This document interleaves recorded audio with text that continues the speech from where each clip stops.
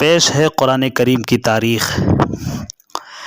اس قسط میں آپ کے سامنے نقطے لگانے کی تفصیل بیان کرنے کی انشاءاللہ کوشش ہوگی۔ اہل عرب میں ابتداءً حروف پر نقطے لگانے کا رواج نہیں تھا، بلکہ لکھنے والا خالی حروف لکھنے پر اکتفا کرتا تھا، اور پڑھنے والے اس طرز سے اتنے عادی تھے کہ انہیں بغیر نقطوں کی تحریر پڑھنے میں کوئی دشواری نہیں ہوتی تھی۔ سیاق و سباق کی مدد سے مشتبہ حروف میں امتیاز بھی بآسانی ہو جاتا تھا، بلکہ بسا اوقات نقطے ڈالنے کو معیوب سمجھا جاتا تھا۔ مورخ مدائنی نے ایک ادیب کا مقولہ نقل کیا ہے کہ کثرۃ النقط فی الکتاب سوء الظن بالمکتوب الیہ۔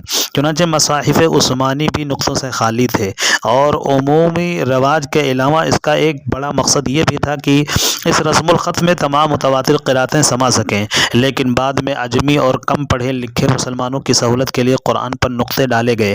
اس میں روایات مختلف ہیں کہ یہ کارنامہ سب سے پہلے کس نے انجام دیا۔ بعض روایتیں کہتی ہیں کہ یہ کارنامہ سب سے پہلے ابو الاسود دولی نے انجام دیا۔ البرہان فی علوم القرآن جلد 1 صفحہ 250۔ بعض کا کہنا ہے کہ انہوں نے یہ کام حضرت علی کی تلقین کے تحت کیا۔ بعض نے کہا کہ کوفہ کے گورنر زیاد بن ابی سفیان نے ان سے یہ کام کرایا۔ بعض نے کہا کہ یہ کارنامہ حجاج بن یوسف نے انجام دیا۔ حرکات و سکانات کس نے لگوائے؟ اس میں بھی روایات کا بڑا اختلاف ہے کہ سب سے پہلے کس نے حرکات لگائیں۔ نمبر 1 بعض نے کہا کہ ابو الاسود دولی نے یہ کام اولاً انجام دیا۔ نمبر 2 بعض نے کہا کہ یہ کام حجاج بن یوسف نے یحییٰ بن یعمر اور نصر بن عاصم لیثی سے کرایا۔ اس سلسلے میں تمام روایات کو پیش نظر رکھ کر ایسا معلوم ہوتا ہے کہ حرکات سب سے پہلے ابو الاسود دولی نے وضع کی، لیکن یہ حرکات اس طرح کی نہ تھیں جیسی آج کل معروف ہے، بلکہ زبر کے لیے حرف کے اوپر ایک نقطہ، زیر کے لیے حرف کے نیچے ایک نقطہ، پیش کے لیے حرف کے سامنے ایک نقطہ، اور تنوین کے لیے 2 نقطے مقرر کیے گئے۔ بعد میں خلیل بن احمد نے حمزہ اور تشدید کی علامتیں وضع کی۔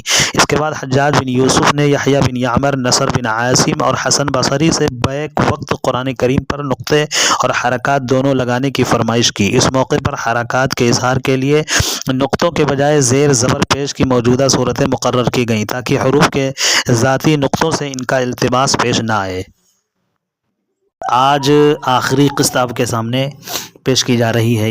اس آخری قسط میں طباعت قرآن کب اور کہاں ہوئی، یعنی قرآن کریم کی چھپائی کب اور کہاں کس جگہ ہوئی ہے، اس کی تفصیلات آپ کے سامنے پیش کرنے کی اس آخری قسط میں کوشش کی جا رہی ہے۔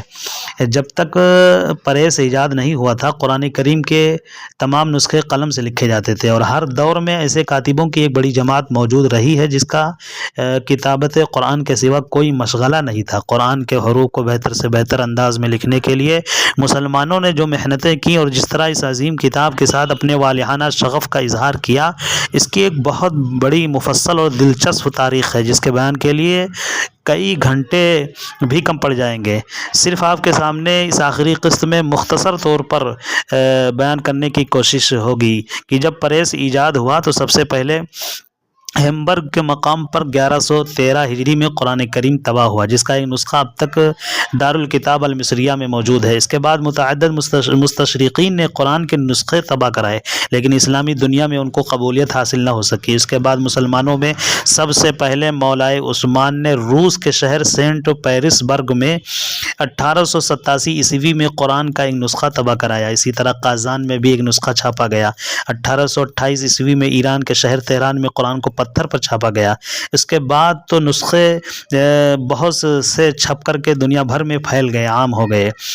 خلاصہ کلام یہ ہے کہ حفاظت قرآن کی ان تمام تفصیلات سے واضح طور پر پتہ چلتا ہے کہ اپنے مذہب کی، اپنی کتاب کی حفاظت اور حمایت میں جو نمایاں کارنامہ مسلمانوں کے ہیں، اور جان و مال، راحت و آرام کی جس قدر قربانیاں مسلمانوں نے دی ہیں، کوئی مذہب ان کے مقابلے میں اپنے فرزندوں میں کسی کو ایسا پیش نہیں کر سکتا جس نے مسلمانوں کی طرح سے اپنے مذہب کے لیے اظہار کیا ہو، اور کوئی اہل اسلام کے سامنے اس میدان میں آگے نہیں بڑھ سکتا۔